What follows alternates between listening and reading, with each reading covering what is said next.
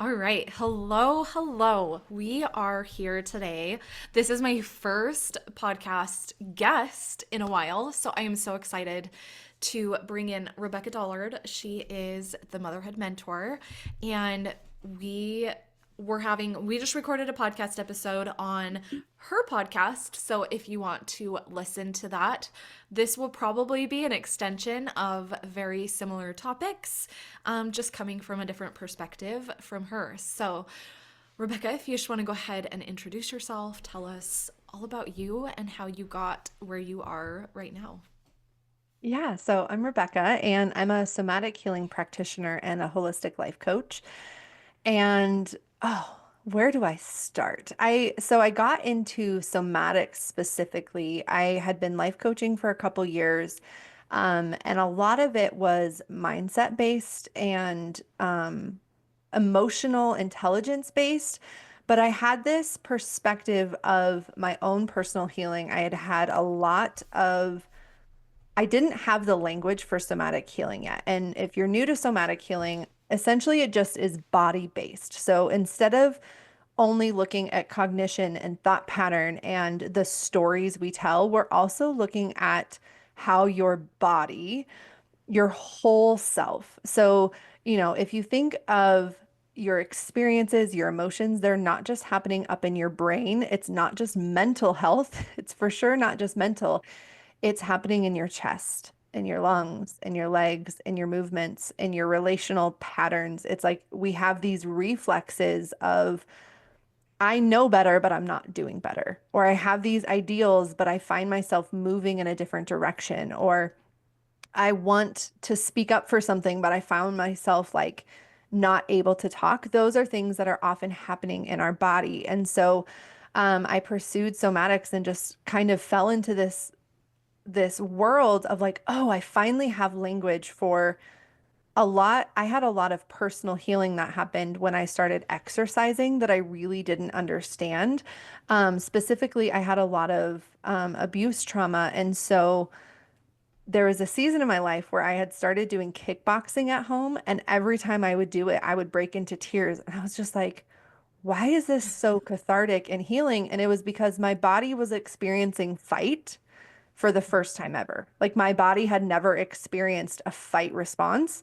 And so purposely moving in that way opened up something in me. But when I had become a life coach, I didn't have language for how to help other women understand the movements and patterns weren't just in their heads, it was in their bodies. And so somatics really kind of gave me all of the language and the tools for that. It's nothing new. I think a lot of people are like, oh, somatics is this new thing on the market. And it's like, no, it's becoming more popularized, but it's truly human nature, and it's bringing us back to biology and humanity in a way that we've been pretty disconnected and disassociated from for a long time. So yeah, that's kind of a little intro to me and to somatics. Yeah, I love that. And I think something that you said that maybe expand on a little bit, because I think that women probably know what it is, but maybe give us your definition of like emotional intelligence. Yeah, so for me, emotional intelligence starts with relationship. So being able to feel your emotional experience of life and having a cognitive understanding of what's happening in your body emotionally, but also having this whole healthy way of relating to what you are feeling and experiencing sensationally and emotionally. So, having the language to be able to describe what you're feeling, having a way to describe what you're experiencing. So, not having emotional intelligence is like if you broke your arm and you went to the doctor and your arms are tied behind your back and there's tape over your mouth and you can't tell the doctor what's wrong.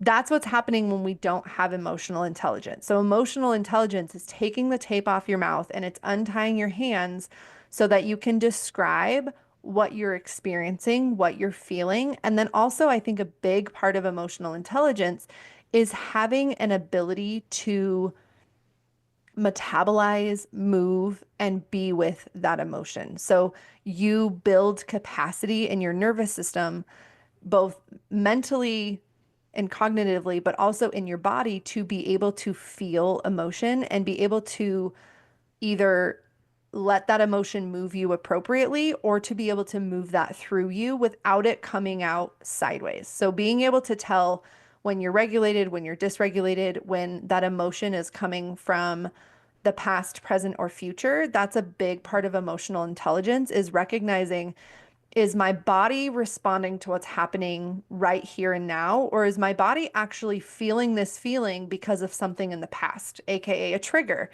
Or is my body feeling this feeling because of an expected future like future thing that I'm either coming up with in my head, a story I'm telling, or I'm like, um, I can't think of the word. Future forecasting. There it is. Am I like future forecasting what I think I'm going to feel in future? And so I'm feeling it now. So emotional intelligence is having having a way to move through all of that, to understand it and having a language for it. Yeah, I love that. And I want to dive in because I feel like this goes perfectly with people are probably like, okay, so how do I start to like get emotional intelligence? How do I start to realize? Because I think that a lot of us, we're going through the motions of life and we have things that are happening under the surface, right? We have things that are happening in our body, these sensations. And I think sometimes we play it off like, oh, if we get a stomach ache, it's like, oh, okay, maybe I'm like worried about something. But I think that we have all of these things happening under the surface that we're like very unaware of.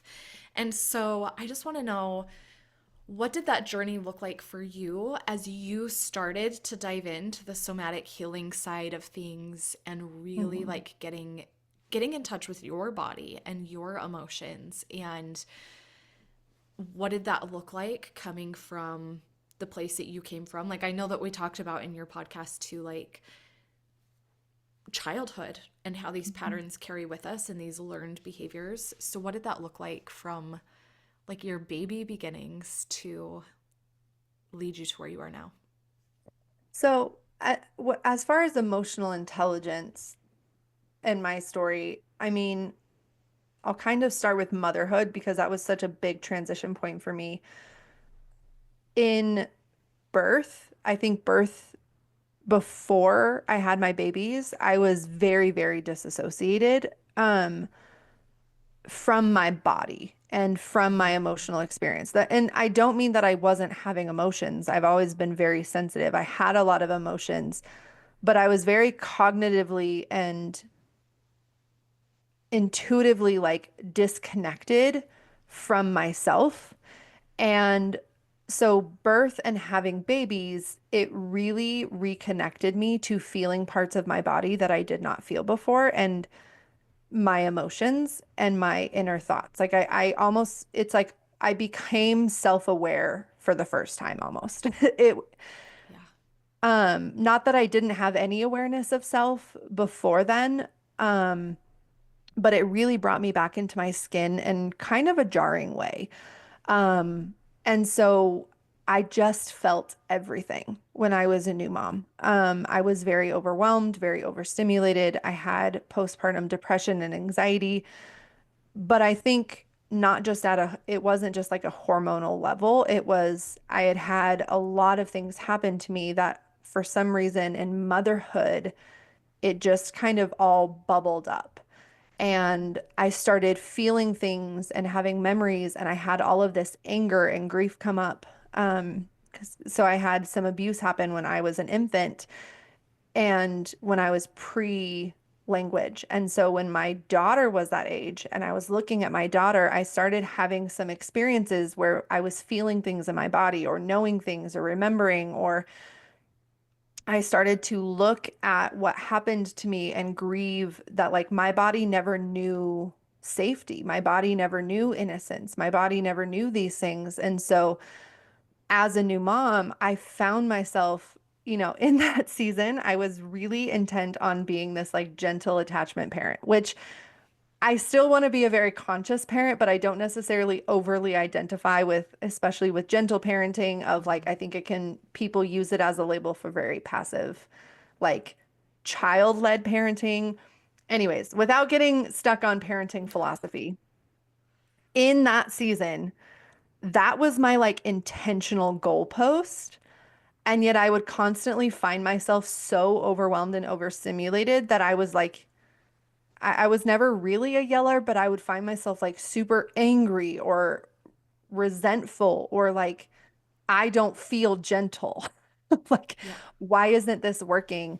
And that was around the season where I found coaching because I was in a place where I'm like, man, I've done all of this therapy. I've talked about my trauma. I know why I am the way that I am.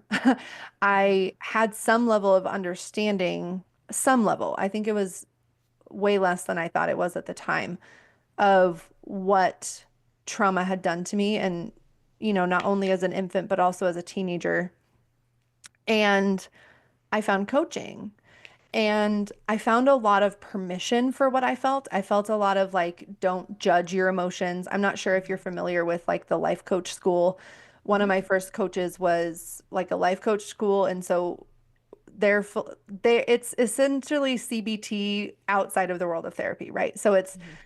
what you feel, what you think creates your actions, and that Mm-hmm. creates these results. And that gave me an understanding of what was happening underneath the surface. It helped me understand why I was doing what I didn't want to do and why I looked around at my life and I was like, I have everything I want. I have this awesome husband, I have this awesome baby, I'm where I wanted to be, but none of it feels the way that I thought it would be.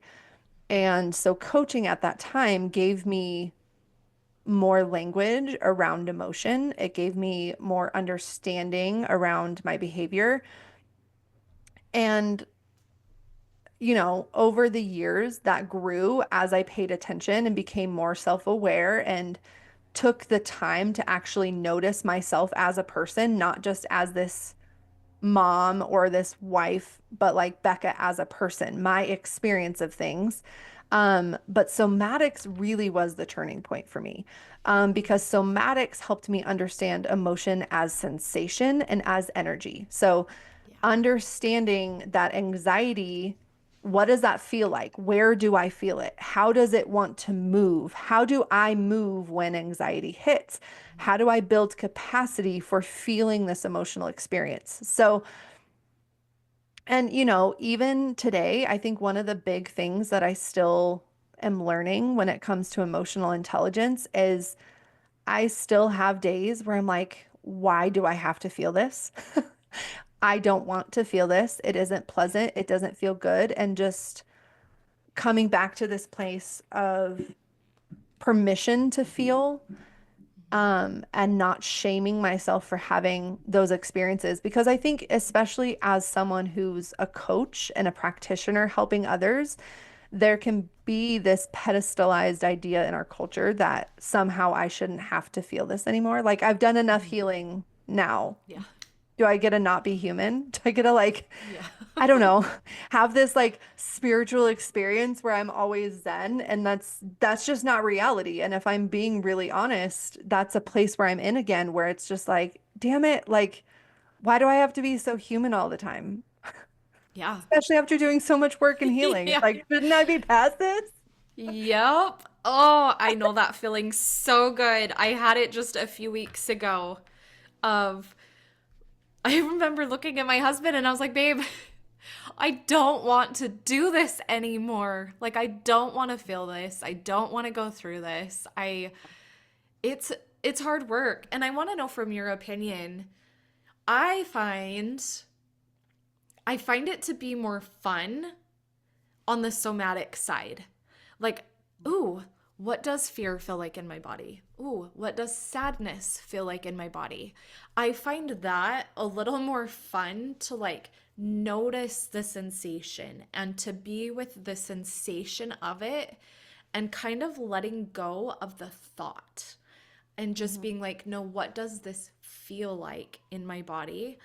And then I also want I want to know if you think that that's more fun, but I also want to know, like, what's your opinion? Because I think this is why a lot of people don't want to dive into doing any of like what we would call the shadow work, right? What we would call, diving into why we are the way that we are and changing it is because I think a lot of times we're scared of the thoughts that we sit with. And I feel like somatic, I want you to talk about the side of somatic that kind of can take you out of your thought and allow you to follow those sensations throughout the body. And then I know we talked about this on your podcast. Maybe not. Did we talk about it before we hopped on this call? Actually, we talked about somatic parts work. And so I would love for you to be able to share like how those have helped you and Mhm. what your Yeah. favorite pieces of those are. Because for me, trying to connect the dots, I'm like, ooh, it sounds like so Okay. much more You fun. might have to remind me of some of the second parts, but let me start with the is it more fun? I think somatic is it's simple. And Mm-hmm. most of the time when we are paralyzed or we are spinning, we go to the mind to try to solve something that's not happening in the mind, it's happening in the body. Yeah. And I think that's why people get so exhausted in stereotypical therapy or coaching is because they're looking to the brain to solve something that's happening in the body.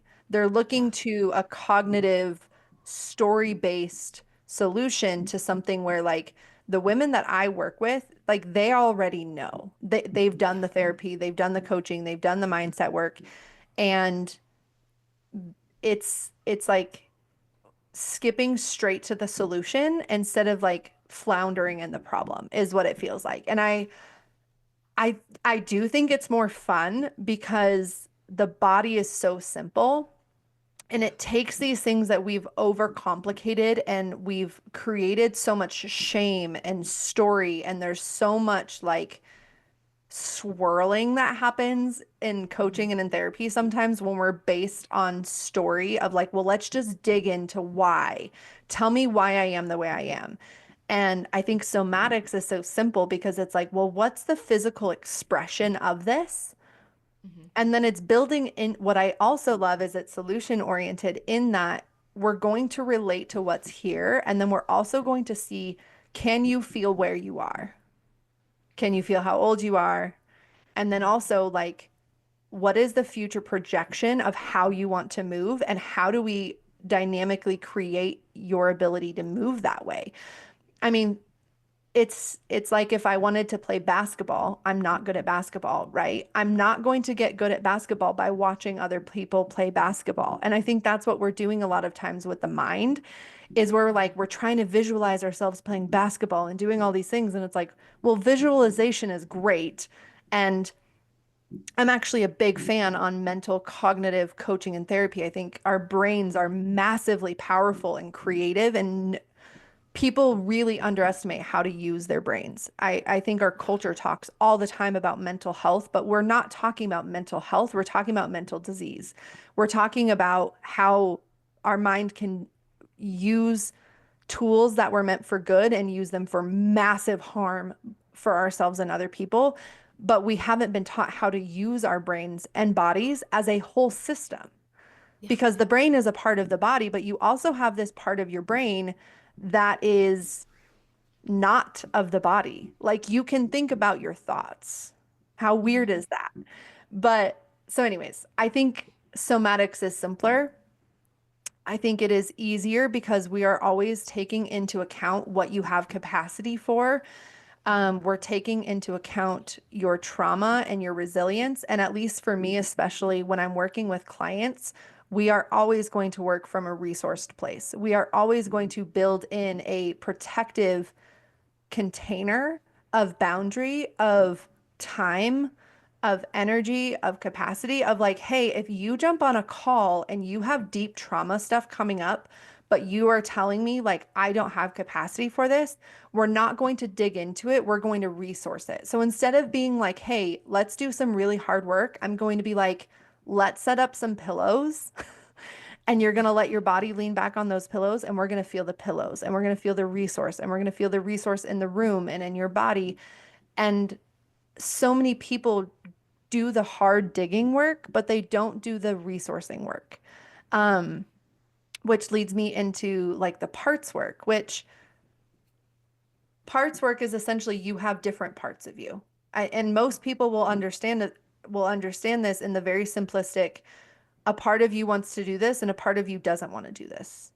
Yeah. A part of you wants this and a part of you is scared. Like there's different things going on at the same time. And I I love shadow work and I love parts work because anything that's in the dark, when you bring it into light, it's usually not so scary. When you really know that part, and I think one of the biggest pieces of shadow work that's really important, I think it has to be with another person.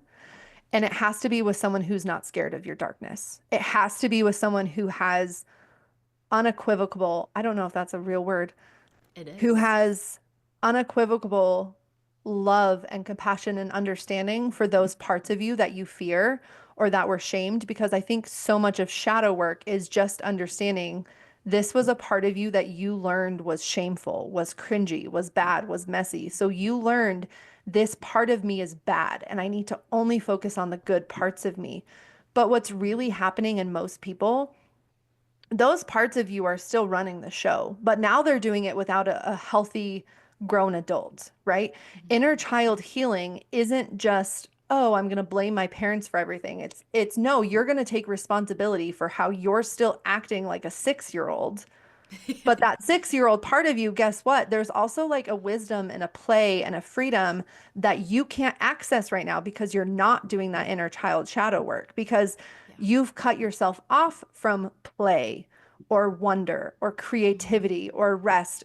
And maybe you didn't even have access to that when you were 6, but guess what? That's in the blueprint of a 6-year-old. And so when you do that shadow work, you start bringing yourself back into whole relationship with yourself. You start Yeah. understanding parts of you that you're not going to get rid of them.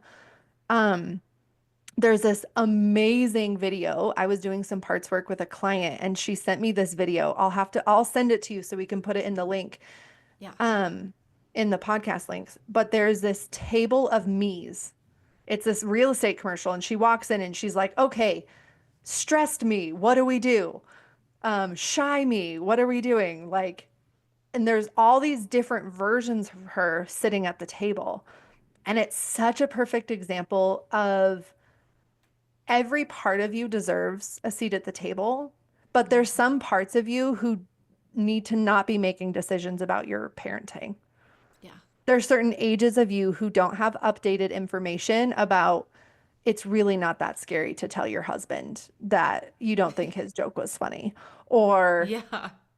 there's a part of you that's like a teenage girl who's afraid of being cringy and awkward. And, she deserves a seat at the table, but she maybe doesn't get to be the one who makes a decision. And I think that's why people are terrified of doing some of this deep inner healing work is they think it's going to make them soft or it's going to make them like, if you're anything like me, I'm a big feeler. Like I'm a big feeler. I'm an empath. I'm very sensitive. And I can tend to think, oh, if I do this work, I'm just going to walk around crying all the time. Yeah. But actually, it's done the opposite. It's meant that I have space and capacity for all of this, but I'm not led by it anymore. It's not constantly driving me or coming out sideways at my family or my business or my friends. Yeah. I think of this as like the generation of not giving an F. It's like if we could just let go of that a little sooner, right? Like expand our capacity for embarrassment, expand our capacity to hold these big emotions. Because I feel like when we walk around so afraid of all of it, like these little parts, right? These little parts who are afraid to like speak up for our needs, to ask our husband, to let our husband know that his joke really wasn't funny. Because again, there's that other part that's like, oh, but we're going to hurt his feelings. And so Hmm. it's like we're walking around trying to not only manage our own emotions, but now we start to play into like trying to manage how people are going to respond or manage their emotions, which I feel like I would love to dive into this just a little bit because I feel like this is where a lot of us get hung up is this people pleasing and not knowing what's ours and what's theirs. And I think that there's like this, I don't know, for me, it was like this societal thing of knowing that their reaction is not ours to carry. But I think sometimes there was a part of me that was like, oh my gosh, you're going to be such a bitch. Like this, this horrible. And Mhm. I think that that's kind of how when a woman speaks her mind, that's how she's perceived. When a man speaks his mind, he's not. And so it's just so interesting because it's like, actually, I believe most people have good intentions. Mhm. And we're not going out there to like intentionally hurt people. But we Mhm. also get to speak our truth. And so let's talk a little bit about, I know this can kind of play into like even somatic boundaries, right? But Mhm. um starting to recognize what's ours to carry. So I would love to hear like your Yeah. take on this. Oh, so this is one of my favorite topics. So let's start with first just people pleasing, because I think when we say people pleasing, a lot of people know what you mean, but I don't think the term people pleasing explains what's actually happening because Mm-hmm. it's not a cognitive process of me trying to be nice or friendly. So, what's often happening in people pleasing is it's actually a somatic nervous system based response of fawning. Mm-hmm. So in science class, I'm going to bring you back to like fourth grade science class, right? And they're like, you have this nervous system and it automatically moves you to protect you. And what they taught us in science is that if your body sees a bear or a snake, your body will have this activation that happens, and your body will either fight or flight. The first two responses that most times your body will have is, can I fight this? And which is a staying, it's a staying activation. Or there's a flight action, which is a, I'm going to run away activation that's happening. So, yes, those two things happen. But there's a third and a fourth response that usually aren't taught to us in science class, unfortunately. And that Mm-hmm. is freeze, which is something is happening that could possibly be traumatic, and your body is going to play dead to either to tell the predator, I'm not interesting. Because you have to realize humans are animals, we are mammals. And so our human body says, if I can't fight you and I can't run away, I'm going to play dead so that your body stops having the fight response against me. Mm-hmm. My body is going to shut down. My breathing is going to slow. My movement is going to stop. I'm going to feel paralyzed. That's the freeze response. So it's like almost like this shut down, but it's so much activation underneath the surface that's not moving anywhere. It's using all of your energy to not move. And then there's a fawning. And what happens with freezing and fawning, you it's a relational response that happens. And that is, so coming back to the human experience, I'm going to use the example of abuse because it's a fairly common one, unfortunately.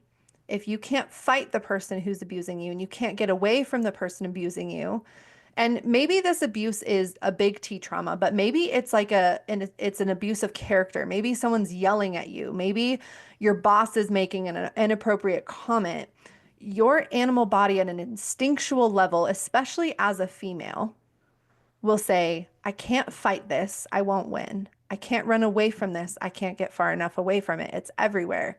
So your body disassociates from self and focuses on the other person, and your responses become a mirror of what you know will protect you. So essentially, if someone asks you a question and they want you to say yes, you will say yes, but internally your body is saying no. So it's a disassociation from your natural reflex. And so fawning is a reflex. It's not happening consciously. It happens without you even noticing.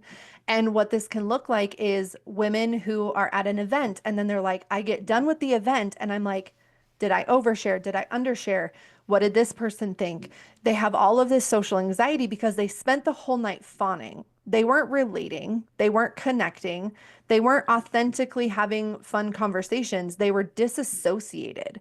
They were just talking without being in the room. They weren't embodied in self. And so fawning is not, I'm going to be nice to you. It's, if I'm not what you want me to be, our relationship is at stake. Mm-hmm. And it's a relational response that happens. So people pleasing is not a niceness, it's a fawning that happens.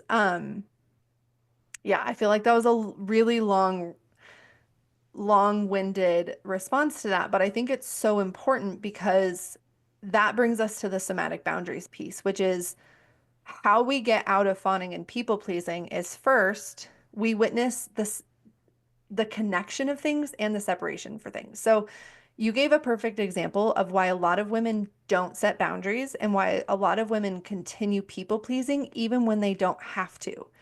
And what I mean by that is I was in a marriage with a husband who absolutely he want to know what I want and need. But I Yeah. telling him felt like death. Mm-hmm. One, it didn't even occur to me to have needs or wants. I just needed to be the thing for him. And that wasn't something that happened in relationship with him. That was something that I had in every relationship before him. And so my body continued that pattern, even though I was with a person who I wouldn't have just been safe with. I would have been met with like enthusiastic, like, Mm-hmm. oh my gosh, thank you. Like, I love you Yeah. so much. And yet it was this relational reflex, this pattern. And so what happens, what keeps women from having boundaries is I don't want to be mean. Mm-hmm.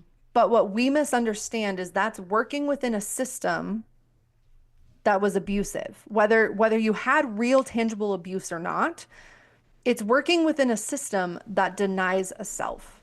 It's Mm-hmm. working within a system that denies connectivity. And we want connection, but connection also has to have separation. Healthy separation is a foundation of healthy connection. So, a great example of this is with my kids.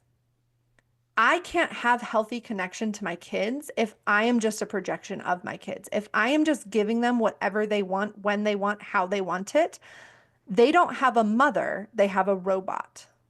Mm-hmm.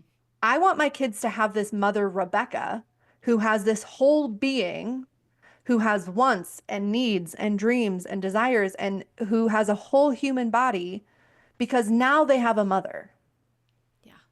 right? How many women do you know who have a mother-in-law or a mother whose full existence and happiness is based on the kid? That's not connection, it's codependency. Oh And yeah. so women have learned in the system of codependency this idea of, especially for females, of I have to be a part of you versus I have to be fully me and now I can connect with you. So how we heal fawning, how we heal people pleasing is building in emotional and energetic boundaries, which is quite literally noticing what is me and what is not me. Where Yeah. do I end and where do you begin? What is Mm-hmm. my emotion that I'm feeling in my body that's my own? And what is your emotion? Because a big part of fawning, a big part of empathy, which can be really unhealthy. A lot of empaths are very unhealthy with their boundaries of you feel other people's emotions as your own. That's Mm-hmm. not your shit to feel. That's Yeah. theirs. That belongs in their body, not your body. That's why it feels so overwhelming. And empathy is I understand what that feels like, not I have to feel it. Yeah. Ooh, that is so good because I think that for the longest time, I mean, that was something that I did. Like you said in your relationship, right? You're like, my husband would have been so enthusiastic for me if I would have just like expressed my needs. And Mhm. that was my husband too. And when I finally did, he like jumped to like was so excited. And I feel like a lot of us are in relationships, probably with good men who do want to do that. But it's like, yeah, what is ours? And then when we start to ask, recognizing that like we actually can receive and be okay, and we no longer have to like, I think it's finding that safety because I think we feel safe with our partners, but it's finding that safety in the ask and then our nervous system like really having to recognize this isn't the tiger. This isn't the tiger we grew up with. This isn't the tiger we knew in our childhood. This is like a whole new being, and we get to start to create this new sense of safety, of this give and take in this new relationship. And then recognizing where we do get to set boundaries. This was a big one for me because we kind of talked about this earlier, but these invisible contracts, right? Mhm. I think we talked about this before we started recording my podcast, but these invisible contracts that we sign of what our beliefs are that a mom should be, what our beliefs are that a dad should be, what our beliefs are that a marriage should look like. And so my husband did have this invisible idea, this invisible like guidebook of what he thought a marriage should look like. And that was that just because you're married, you drop everything and do everything for each other. And my handbook was I drop everything I want to do and do everything for the other person. And so having to come back to this like just Mhm. natural state of, oh, I can say no. Like, Mhm. what? That's a whole new concept to a lot of people. And so then being able to Yeah. start to put those boundaries in place, Yeah. knowing that probably the other person is going to have some sort of reaction or thoughts or feelings around it. But now, I don't know if this is how it was for you, but for me on the healing journey, it was recognizing that I didn't have to pick that back up again because I used to be like, oh, no, no, just kidding. Like, never mind. Like, I'll just do it. I'll just do it. Never mind. And do the thing because I was wrestling with that voice that was like, oh my gosh, you're such a bitch. You're a horrible person. Like, Mhm. you're married. This is your partner. You should want to take care of everything. It goes back to like these little parts Mhm. that, like you said, it wasn't logical that we were like, oh yeah, to keep the peace in my home and to survive my childhood, this is what I need to do. It was Mhm. just an instinct for us that Yeah. we just collected all the data in our bodies. Yeah. Well, And and you said something really powerful of, oh, I can say no. And this is why most people struggle so much with boundaries is that one, they don't feel the boundary, right? Because there is that disassociation that happens where you are overly attuning to they, which is like a literal person in front of you, or like the collective they, which is like when you're orienting to what you learned in like a collective of what a woman or a mom or a person should be, or a business owner, right? So your body is orienting to a they. So coming back to a separation of feeling where and when you are. This is one of the most powerful things for teaching somatic boundaries is can you feel your age? And then the other powerful thing is can you feel your body? Can you feel your lungs, your backbone, your legs? Can you feel your body's ability to run, to fight, to make a fist, to stay, to hug, to move your agency of moving your body is really what boundaries come down to. And that sounds so fundamentally simple because it is. It's literally, do I understand that I have the agency to lean into this person or lean out from this person or lean to the left? Do I know that I have the agency to move away a little bit or move away a lot? I like to think of boundaries as actual tangible things. So, do I need a wall? Do I need a window? Do I need a brick wall with a lock? Do I need a bridge? And I actually have like this whole boundaries framework that I've created, but at the fundamental center of any somatic boundary or any healing work that you do is can I feel me? Can I feel what is me? And then can I feel what is not me that's inside of me? This is actually very, very powerful because so many women have this little part of them that's not actually them. It came from culture, it came from church trauma, it came from their parents, and they fundamentally disagree with it, which is why they feel at war with it all the time. But this little part of them is often this little like dictator. And it's the part of them that's like making these choices and these options. And, a lot of times it'll look like this perfectionist part Mhm. or this overachieving or this overfunctioning part. that is trying its damnedest to keep you safe, but it's not even you, but it feels like you. And so this is some of the work that it's hard to explain to people unless you've experienced it, because it's not just cognitive.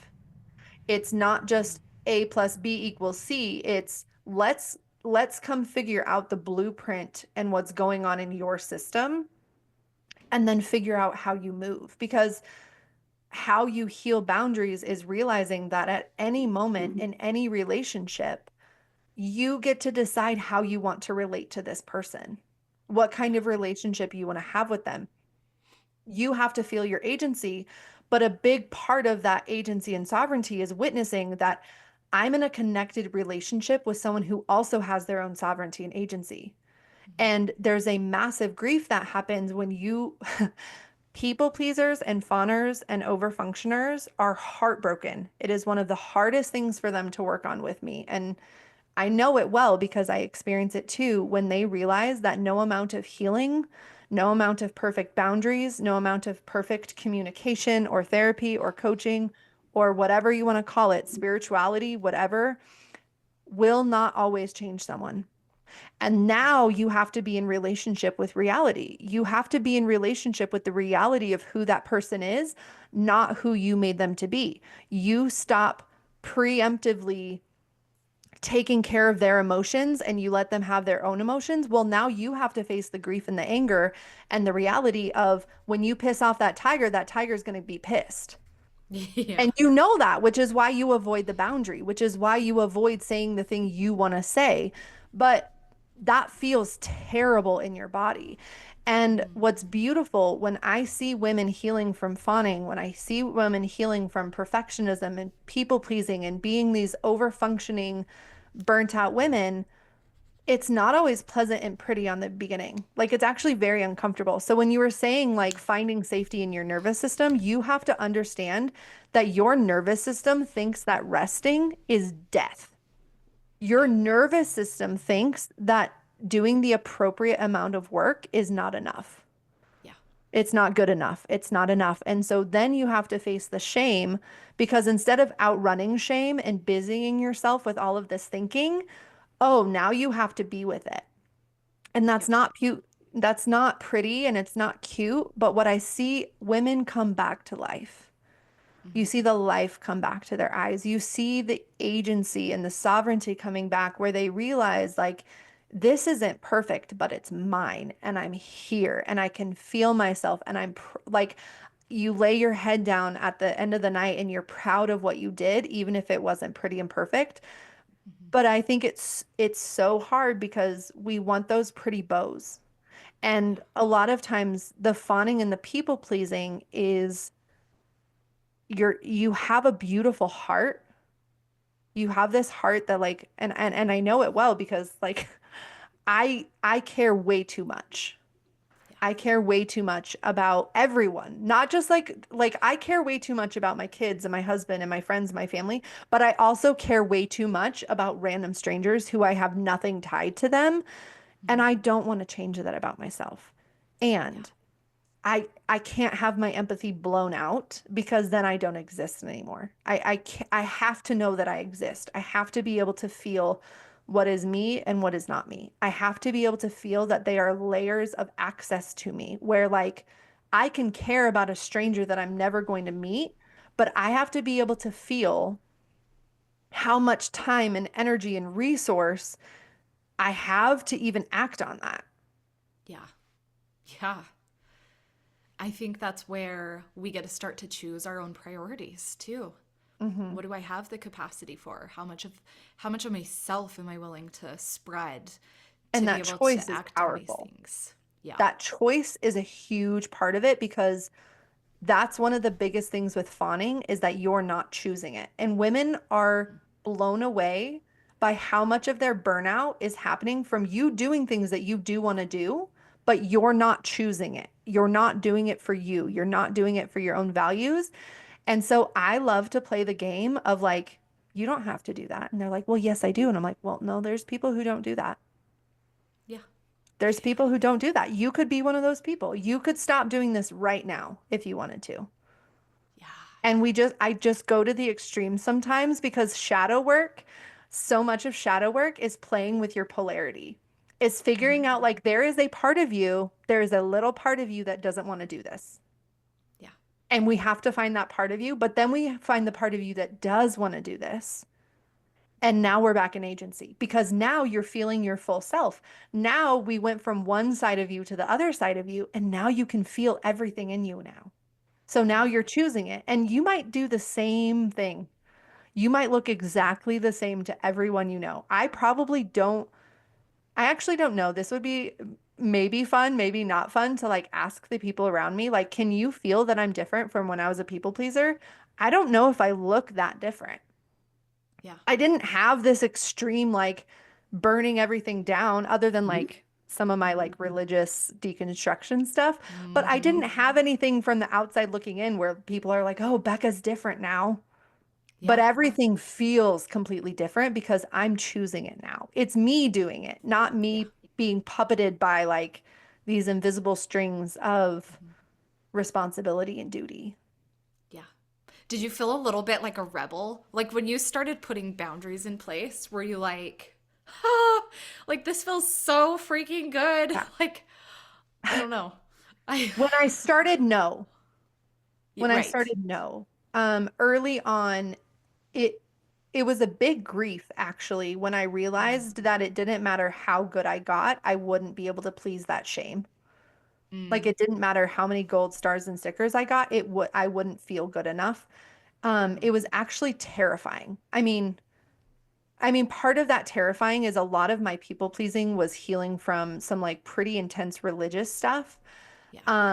And so I'm literally asking questions that I was told would send me to hell. I was having, you know, it wasn't just this is the wrong answer to the question. It's that's the wrong question to ask. So you have to Mm-hmm. think about like at a physical somatic body level, I was doing everything I was told not to do.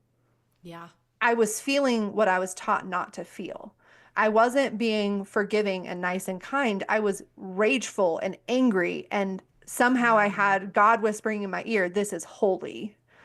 And I was doing everything wrong on paper. At least it felt like it yeah. because I was questioning all of the things that I was told made me good. So I didn't feel like a rebel. I felt like an outcast. I felt like a black sheep. I Mm, felt like I didn't yeah. belong in every relationship. Like it was a fundamental existential crisis.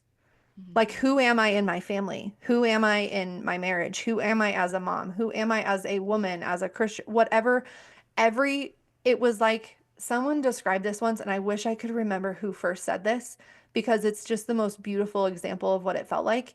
It's like you're hanging from a ledge and you have all of these strings, and one by one, you just keep cutting them. And that, like, I can Mm, feel it in my chest right now of like nothing in it felt exhilarating. Like, I am not yeah. a thrill junkie. I'm the opposite of a thrill junkie. Yeah. Like, it felt terrible. It felt excruciating. It felt like grief. But then all of a sudden, it felt like freedom. It felt like I could breathe again. It felt like everything wasn't like stuck in my throat. It felt like I had my agency and my life force and my spark back. It felt like I felt like me for the first time in my whole life because I don't think I even knew who me was even before Mm-hmm. motherhood. Yeah. Eventually, it did feel a little fun to be a rebel. And sometimes I feel that now. But I'm pretty afraid of heights. Like I don't love heights. And last year my sister and I went to this park near us. It's like this indoor park with these giant slides. They're like really high Mm, up. And I went to go do my first slide and we purposely went here and we were both like, we're gonna be brave. And I was at the top of the slide and people who like don't care about heights are like, this is so dramatic, but I could not get myself to go. I was up there and I felt so frozen and I had this like my whole gut in my stomach. It was like my stomach was in my chest and my throat was in my stomach and like I just like I couldn't get myself to do it because I would look down and you couldn't see the slide and it felt terrifying and I mm, just had to force myself to do it. And by halfway till the bottom, I was like laughing my face off. But the first part of it, I just screamed. It felt terrible.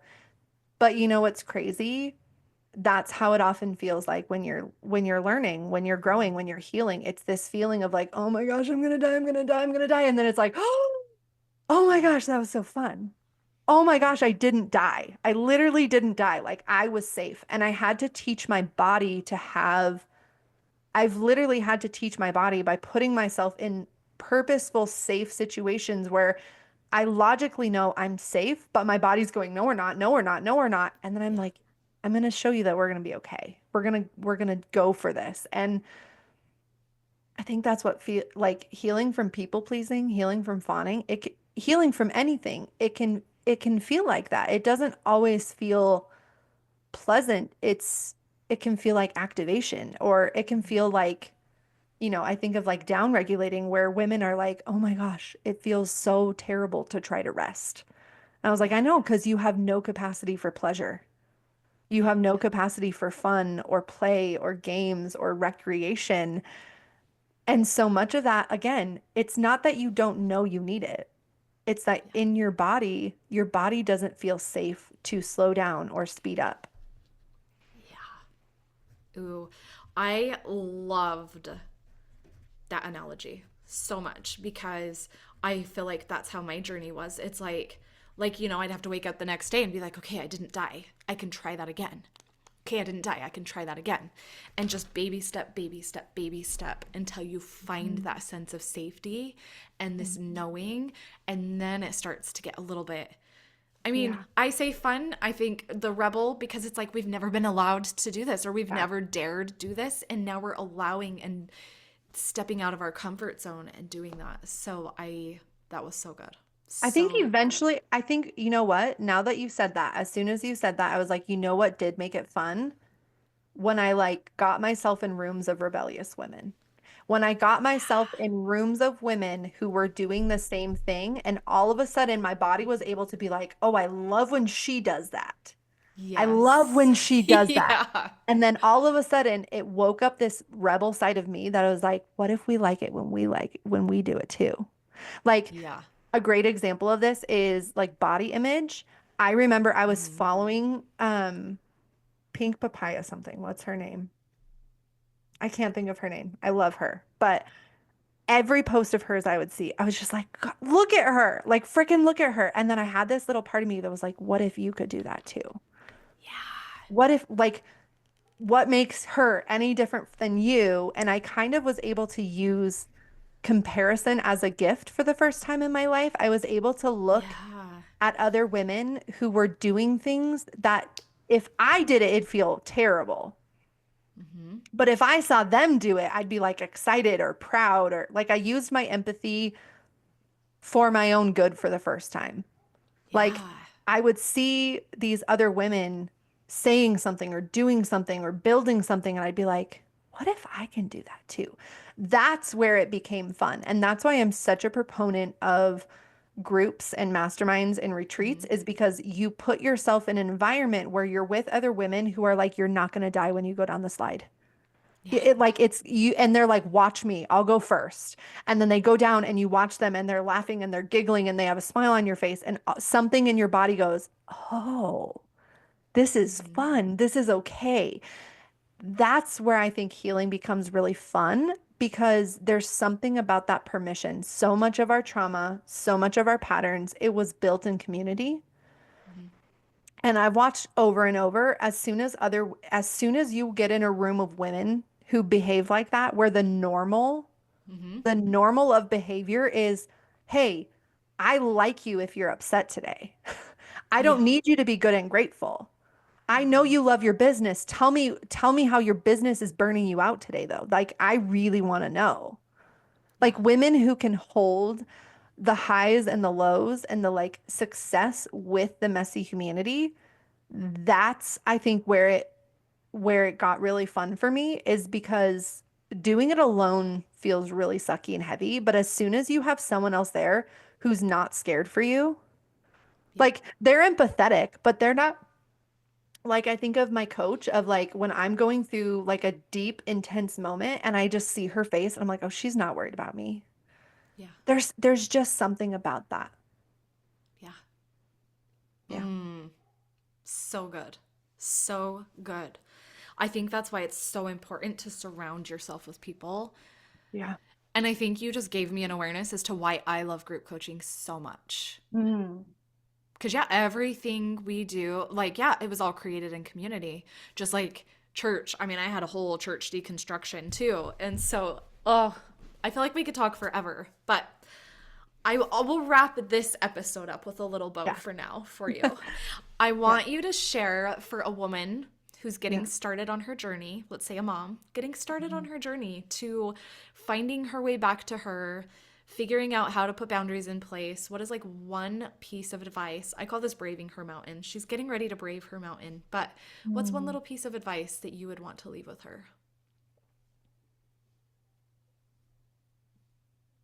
Start chasing what lights you up. Like start noticing songs, music. Music is huge. Music has always been huge for me, but like movement, what makes you remember you again? And then just start chasing that. And that surprise, like as that's coming out of my mouth, that's surprising me. But I think we have a tendency to focus on the really hard, heavy parts, so much so that we forget that like the whole point of healing is what? Feel more free, feel more joy, feel more connection. And I think sometimes like we chase the really hard, deep things without remembering that like you can also chase the sunlight or cozy, like recreational use of your heat pad. I saw that the other day and it was like you don't just have to use a heat pad for cramps. You can just recreationally like bust it out because it's warm. Like using up the good things, wearing clothes that make you feel cute. It sounds so simple, but sometimes it's the simplest little things that make such a profound difference. I mean, Yeah. it's always the straw that breaks the camel's back, but it's also the straw after straw that makes the camel not be burnt out. Yep. Like I would say that or getting yourself in a room or one-on-one with a woman who gives you that feeling like that we just talked about, Amanda, that like Mm-hmm. that feeling of like bravery, that feeling of desire, that feeling of like where you just all of a sudden something in you lights up and leans in and goes, oh, wow. Like Yeah. be with people like that more. Yeah. Whether you have to pay for it, whether it's a podcast, maybe it's an Instagram account, maybe it's a community group near you. I promise you it's there. Like I promise you it exists. I used to think like, oh, this doesn't exist. And now I'm like, oh my gosh, it's everywhere. And I still haven't even found all of it. But like Yeah. chasing those things is such a profound part of life that we often neglect. So yeah. Yeah. Oh, that was so good. All right. Well, I just want to say thank you so much for being here. I will be dropping all of the links, including the link to that video. We will Yeah. not forget that Yeah. um, in the show notes, and we will talk to you next time. So thank you.